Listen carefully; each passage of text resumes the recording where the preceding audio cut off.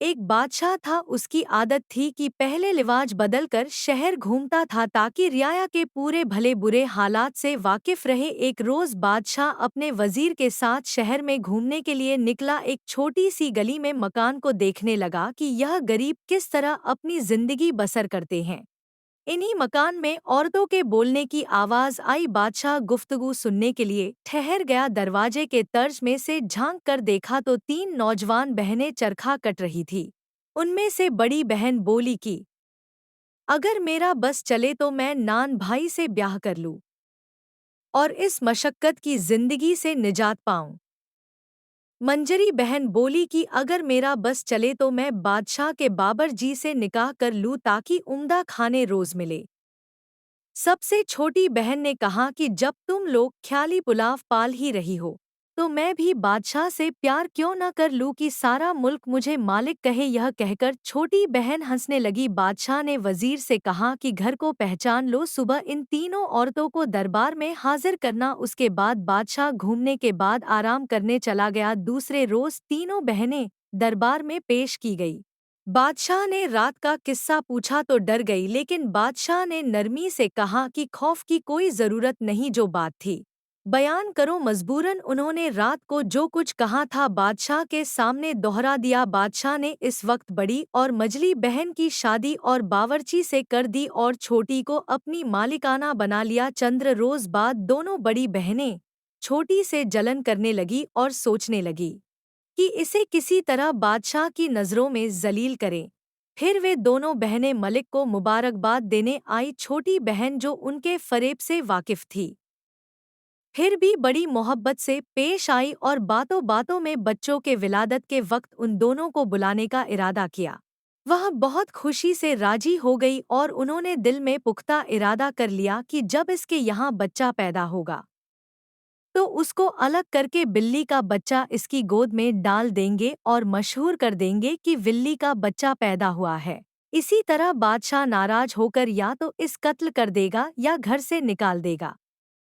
और जब मलिक का बच्चा होने का वक्त आया तो उसने अपनी बहनों को बुलाने की बादशाह से इजाजत ली और उनका बुलावा भेजा। मेरे पास आ जाओ। बड़ी और मजली आ गई और एक बिल्ली के बच्चे का इंतजाम किया।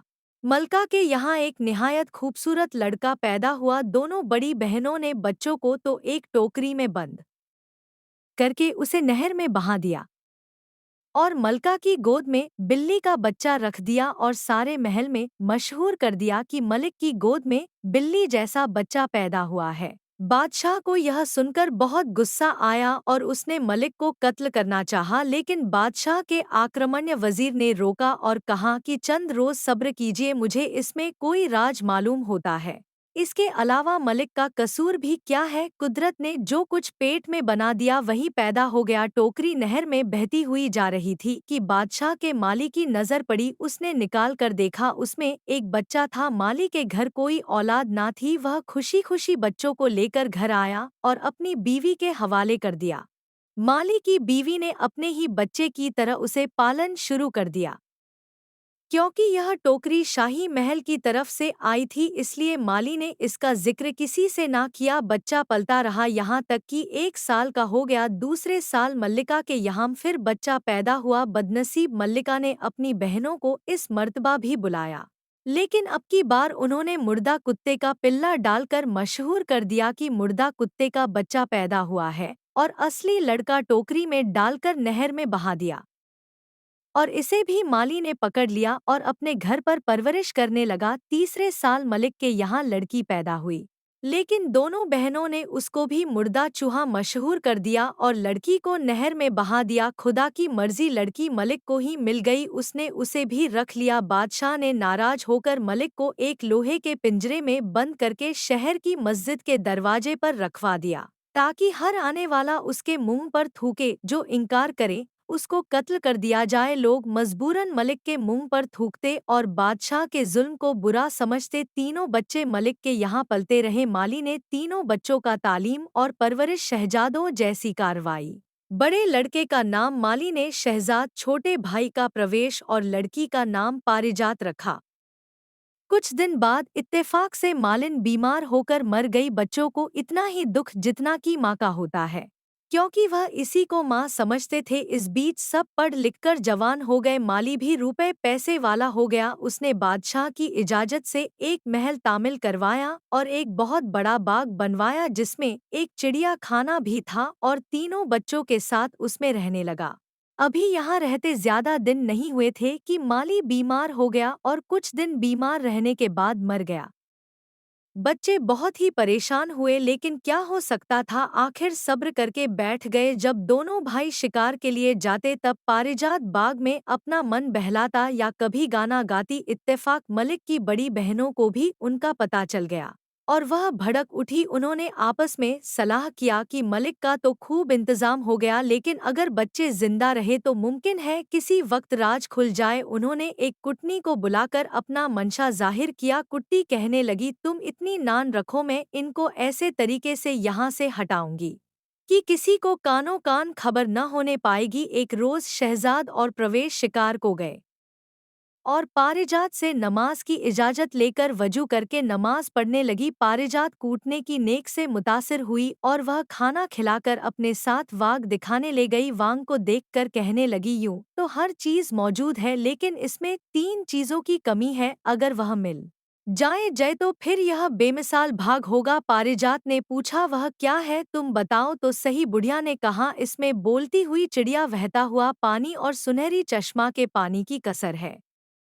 अगर वह भी आ जाए कहाँ से मिलेंगे? तब कुट्टी ने कहा कि यहाँ से 25 रोज की मंजिल पर हिंदुस्तान की सरहद पर जो पहला आदमी मिलेगा वह रास्ता बता सकता है। अगर हिम्मत वाला आदमी हो तो जरूर इन सब चीजों को पा सकता है।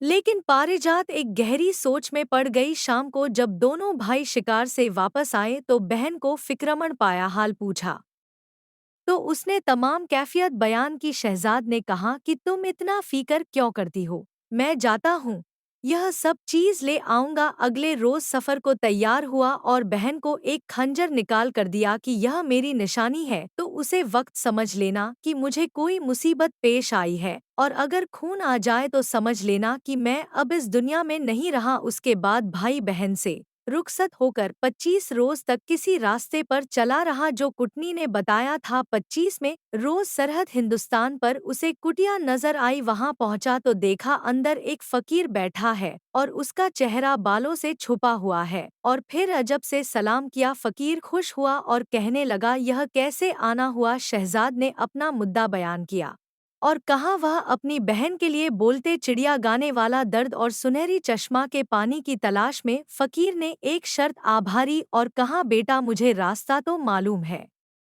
लेकिन वहाँ खतरा बहुत है। क्योंकि तुमने मेरी खिदमत की है इसलिए मैं तुम्हें इस काम से मदद करता हूँ।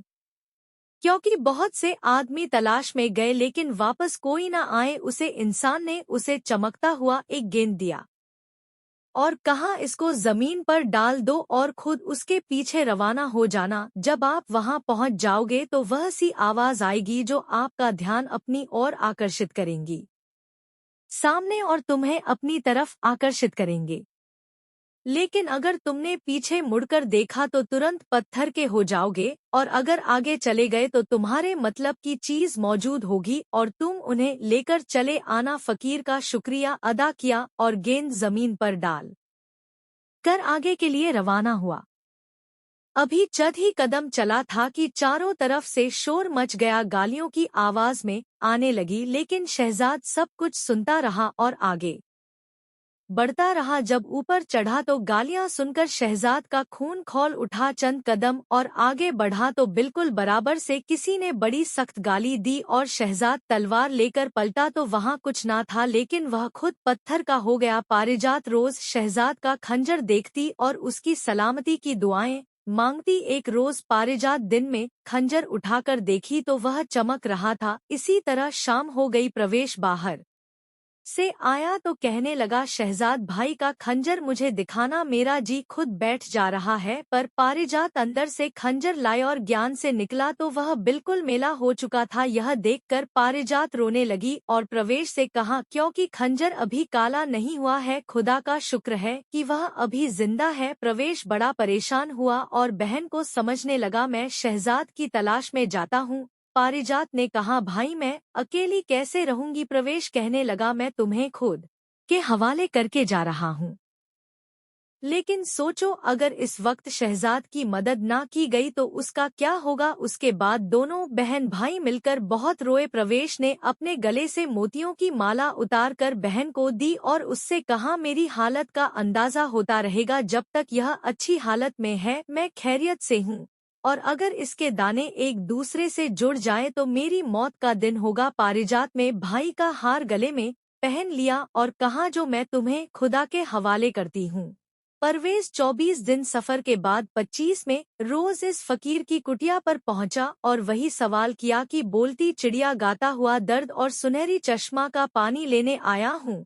फकीर ने समझाया कि बेटा क्यों अपनी जान देता है, चंद रोज हुए तेरा हम शक्ल नौजवान गया लेकिन वापस नहीं आया, शायद पत्थर का हो गया। परवेज ने कहा, बाबा वह मेरा भाई था, अब मैं जरूर जाऊंगा, या अपनी जान दूंगा या भाई का इंतकाम लूंगा। फकीर ने जब देखा कि यह नहीं मानता तो गेंद निकाल कर दी और कहा कि उसको डाल दो जमीन पर, इसके पीछे चले जाना, और सब कुछ समझा दिए। प्रवेश गेंद को जमीन पर डालकर इसके पीछे पीछे रवाना हुआ। गेंद पहाड़ के दामन में जाकर रुक गई। परवेज घोड़े से उतरकर पहाड़ पर चलने लगा। जो ही उसने कदम बढ़ाया हर तरफ आवाजें आने लगी, उसका नाम ले लेकर उसे धमकाने लगी। परवेज अपने गुस्से पर काबू न कर सका और तलवार लेकर पीछे पलटा ही था कि इस वक्त पत्थर का हो गया। जिस वक्त वह पत्थर का हुआ, इस वक्त पारिजात के गले में पड़ी हुई माला के दाने एक एक करके करीब हो गए, जिससे पारिजात समझ गई कि दूसरे भाई प्रवेश पर भी कोई मुसीबत आन पड़ी है। तमाम दिन वह दोनों भाइयों को याद करके रोती रही। फिर दूसरे रोज उसने फैसला किया कि जब भाई ना रहे तो मैं यहाँ रखकर क्या करूँगी, और अपने भाइयों की खोज में खुद चल पड़ी। 24 रोज के बाद 25 दिन में रोज फकीर के झोपड़ी में पहुँच गई और वही सवाल किया। फकीर ने कहा, बेटी मुझे मालूम है कि तुम मर्द नहीं, फिर इतना बड़ा इरादा क्यों किया। इस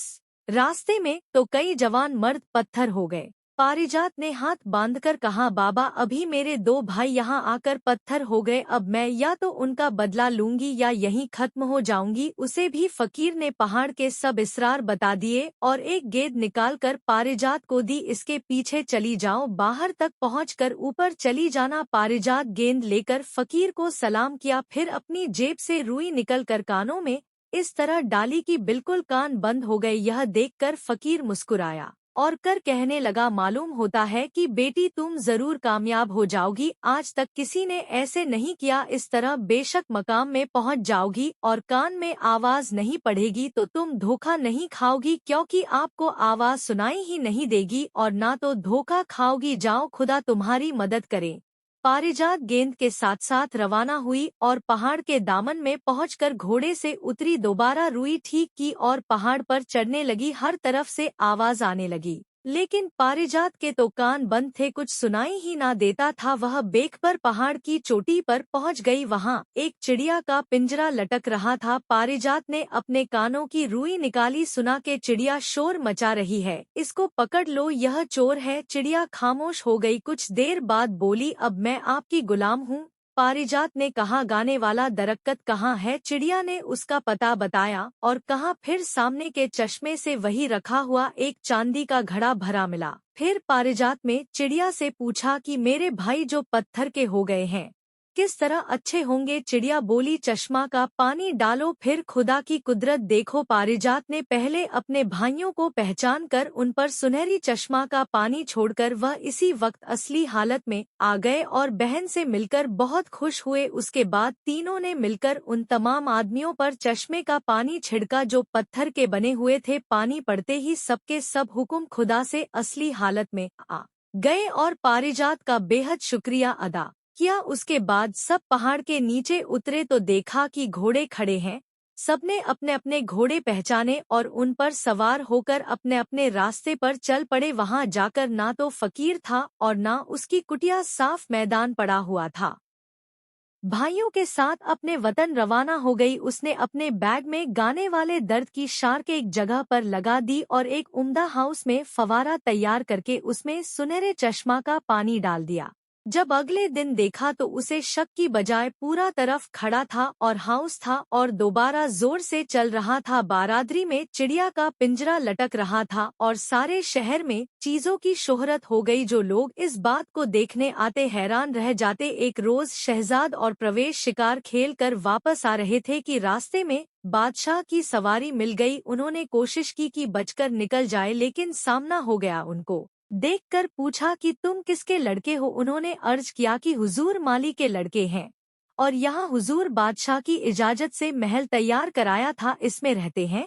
बादशाह के दिल में उनके लिए मोहब्बत बढ़ रही थी। सिर्फ बात बढ़ाने को पूछा, तुम कहाँ से आ रहे हो। उन्होंने कहा, हम शिकार से आ रहे हैं। बादशाह ने कहा कि बगैर इजाजत शिकार खेलने क्यों गए। दोनों ने हाथ जोड़कर कहा कि हमें पता नहीं था कि यहाँ शिकार खेलने मना है, आइंदा खता नहीं होगी। बादशाह उनके तौर तरीके देखकर खुश हुआ, फिर मुस्कुराकर कहने लगा, अच्छा मेरे साथ आओ, क्या शिकार खेलते हो। दोनों भाई ने हाँ कहा तो बादशाह ने कहा कि मुझे भी बताओ कि कैसे शिकार खेलते, कैसे हैं, शिकार करके बताओ। दोनों भाई साथ जंगल में जाकर थोड़ी देर में शेर लाए और बादशाह के आगे पेश किया। बादशाह उनकी जरूरत और महारत से और ज्यादा मुदस्सिर हुआ और कहने लगा कि तुम मेरे साथ महल में चलो, खाना खाकर चले जाना। दोनों भाइयों ने फिर हाथ जोड़कर कहा, बादशाह सलामत, हमारी एक बहन है और हम सबने मिलकर कसम खा रखी है कि आपस में सलाह के बगैर कोई काम ना करेंगे। हम बहन से पूछ ले और कल हुजूर की खिदमत में हाजिर होंगे।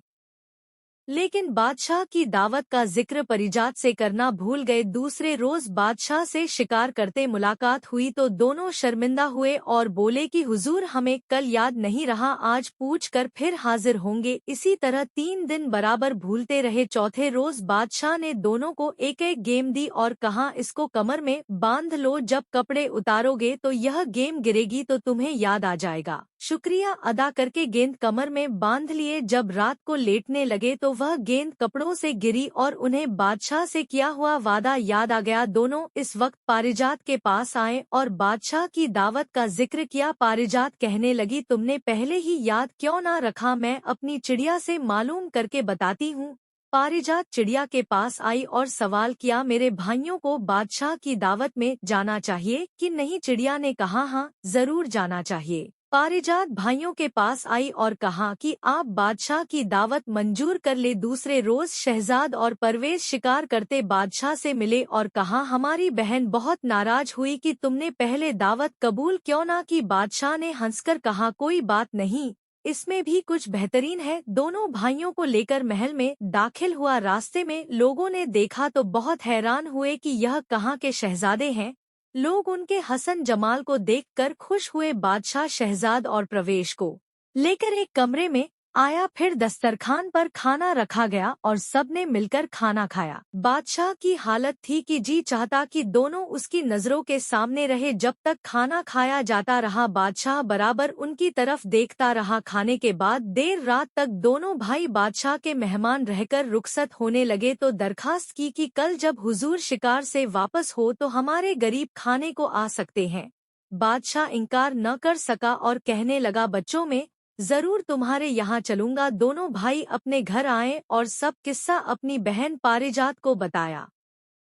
दूसरे रोज शहजाद और परवेज तो शिकारगढ़ में चले गए। पारिजात चिड़िया के पास आई और कहने लगी, मेरी प्यारी चिड़िया, आज बादशाह की हमारे यहाँ दावत है, क्या खाना पकाना चाहिए। चिड़िया ने कहा, तुम्हारे पास अच्छे अच्छे बाबर जी हैं, उनको कहो कि अच्छे अच्छे खाने तैयार करें, लेकिन एक रकाब मोतियों की खीर जरूर पकाना। पारिजात ने कहा, मोतियों की खीर कैसे पकेगी और इतनी मोती कहाँ से आएंगे। चिड़िया ने कहा, बाग में बहुत बड़ा खजाना है, बहुत सारा खजाना पड़ा था। उसने एक संदूक मोतियों की निकली और बावर्ची को बुलाकर मुख्तलिफ खाने पकाने का हुक्म दिया और साथ ही मोतियों की खीर बनाना बावर्ची को कहा। इसकी खीर बावर्ची हैरान हो गया और कहा कि बेगम साहिबा, मोतियों की खीर किस तरह पटकेगी और यह किस तरह खाई जाएगी। शहजाद और प्रवेश तमाम दिन बादशाह के साथ शिकार खेलते रहे। शाम को जब वापसी का वक्त आया तो दोनों भाइयों ने बादशाह को रात का वादा याद दिलाया। बादशाह तैयार हो गया और शिकार से सीधा उनके घर आया। जब पारिजात को मालूम हुआ कि बादशाह शरीफ लाए हैं तो अपनी कनीज के साथ दौड़कर दरवाजे पर इस्तकबाल किया। बादशाह ने पारिजात को देखा तो उसके सीने में एक हुक उठी जैसे शहजाद और प्रवेश को देखकर उठी थी। उसने पारिजात को बेटियों की तरह प्यार किया और फिर तीनों बहन भाई बादशाह को अपना बाग दिखाने ले गए। वहां बादशाह के कान में तरह तरह की आवाजें कानों में आई सुनी तो बहुत हैरान हुआ और पूछा, यह क्या इसरार है? तो दोनों भाई बोले कि हमारी बहन यह पारिजात तोहफा लाई। बादशाह बहुत खुश हुआ और दर्द का दिल आवेश गाना सुनता रहा। देखा जिसमें सुनहरा पानी था। उसके बाद बोलता चिड़िया के पिंजरे के पास आया, वहां बहुत से पक्षी जमा थे। पारिजात ने कहा, बादशाह खड़े हैं। चिड़िया फौरन बादशाह को सलाम करके मजरत खबर हुई। बादशाह उसकी गुफ्तगू सुनकर बड़ा हैरान हुआ। जब यह सब खाना खाने के लिए चले गए तो चिड़िया ने कहा, मुझे भी वहीं ले चलो। पारिजात ने पिंजरा अपने साथ लिया और कमरे में लाकर लटका दिया। बादशाह खाना खाने को बैठा तो मोतियों की खीर देखकर हैरान हुआ और कहने लगा, यह कैसी खीर है? क्या मोती खाए जाते हैं? मैं तो समझता था कि तुम सब अक्लमंद हो, लेकिन यह ऐसी बेवकूफ़ी है जिसका जवाब मिलना मुश्किल है। चिड़िया की तरफ देखने लगे। चिड़िया ने बादशाह को मुखातिब करते हुए कहा, आप मोतियों की खीर देखकर तो हैरान है और हमें बेवकूफ़ बताते हैं, लेकिन मैं आपसे पूछता हूँ कि जब आपके साथियों ने यह कहा था कि मलिक के यहाँ बिल्ली, कुत्ते और चूहिया पैदा हुए हैं, उसे वक्त आपने यह क्यों न सोचा कि इंसान के यहाँ जानवर किस तरह पैदा हो सकते हैं? चिड़िया की यह बात सुनकर बादशाह हैरान रह गया और कहा, चिड़िया, अगर तुम राज की बातें जानती हो तो बताओ असल मामला क्या है? चिड़िया ने कहा, मल्लिका की बड़ी बहन जिनका ब्याह आपने उनकी मर्जी से नान भाई और बावर्ची से करवाया था, अपनी छोटी बहन से ईर्ष्या करने लगी थी। उन्होंने पहली और दूसरी बार के लड़कों को टोकरी में डालकर बाकी नहर में बहा दिया और मशहूर कर दिया कि बिल्ली और कुत्ते के बच्चे पैदा हुए हैं। तीसरी बार बेटी पैदा हुई और उसको भी नहर में बहा दिया और आपसे कह दिया कि मुर्दा चूहा पैदा हुआ, लेकिन खुद के हम से वह तीनों बच्चे आपके माली के हाथ लग गए। उसने उनकी खूब अच्छी तरह परवरिश की, लिखाया पढ़ाया और अब वह बच्चे आपके सामने बैठे हैं। यह सुनकर बादशाह हार रोता हुआ उठा और अपने तीनों बच्चों को गले लगाकर बेहद रोया और माफी मांगी कि बेटा तुम मेरी मोहब्बत से महरूम रहे। फिर तीनों बच्चों को ले जाकर मस्जिद की सीढ़ियां तक पहुंचा दिया और पिंजरा खुलवाकर मलिक के कदमों में जाकर गिर गया और सारी सूरते हाल बात कर माफी मांगी और मलिक भी रोने लगी और बादशाह को उठाकर खुद उसके कदमों में बैठ गई। उसके बाद तीनों बच्चों को देर तक प्यार करती रही। बादशाह ने मलिक को महल भेजा। इसके बाद मलिक की दोनों बहनों को बुलवाकर इस वक्त कत्ल कर दिया। मलिक ईमान से पारीख होकर आ गई। इस वक्त सबने मिलकर एक साथ बैठकर खाना खाया। दूसरे रोज बादशाह ने जन सभा आम का ऐलान कर दिया। पारिजात प्रवेश और शहजाद के साथ नए महल में आ गए। बादशाह भी यही रहने लगा। उसके बाद उसने एक आशा तक इंसाफ से हुकूमत की। प्यारे दोस्तों, अगर आपको हमारी कहानी पसंद आई हो तो वीडियो को लाइक करें और हमारे YouTube चैनल को सब्सक्राइब करें ताकि आपको हर आने वाली कहानी का नोटिफिकेशन मिलता रहे। धन्यवाद।